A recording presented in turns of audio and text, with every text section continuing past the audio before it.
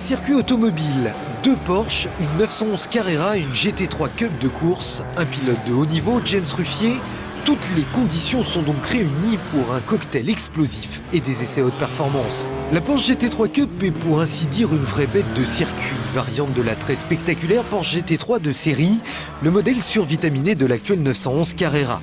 Ce bolide évolue depuis 1999 dans un championnat de France monotype, mettant aux prises des engins identiques au niveau des moteurs et des boîtes de vitesse, pour garantir ainsi une égalité des chances entre les pilotes. À ses côtés, la version civilisée, le modèle de série 911 Carrera type 996. Il ne s'agit pas bien sûr de les comparer, mais nous avons voulu mesurer l'écart technique et dynamique qu'il peut y avoir entre une voiture de sport, référence sur le marché, et sa version dérivée de course faite exclusivement pour les circuits.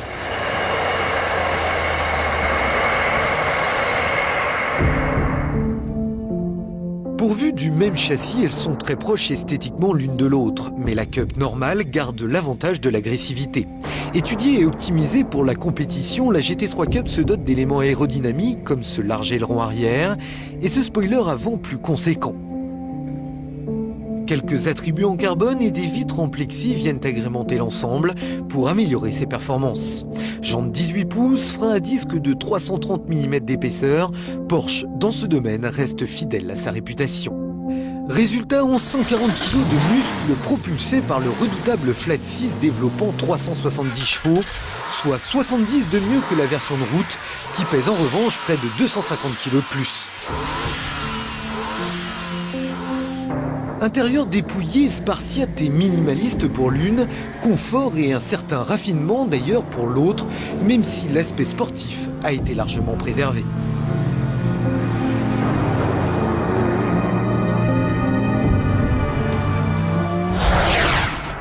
Entre puissance et performance, il n'y a pas de comparaison possible, mais le fossé qui les sépare, contrairement à ce qu'on pourrait croire, n'est pas si important.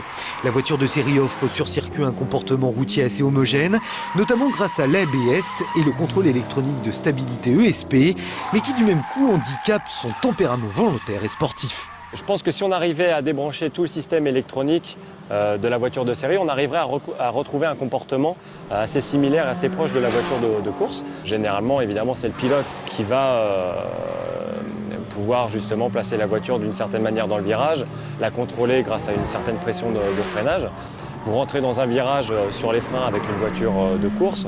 La voiture va se mettre un petit peu à survirer et ensuite vous allez reprendre l'accélérateur tout en gardant l'inscription, donc ce léger survirage qui vous permettra de sortir avec une vitesse plus importante. Avec la voiture de série, vous avez une vitesse d'entrée qui va peut-être être identique, mais le contrôle électronique va vous remettre automatiquement la voiture droite, ce qui va vous entraîner vers l'extérieur sortie de virage, ce qui pour une conduite sur circuit, personnellement je trouve relativement dangereuse. Elle n'est donc pas conçue pour cela, à chacune ses spécificités. La Cup est une voiture de course faite pour le circuit. Elle permet des niveaux de performance extrêmes.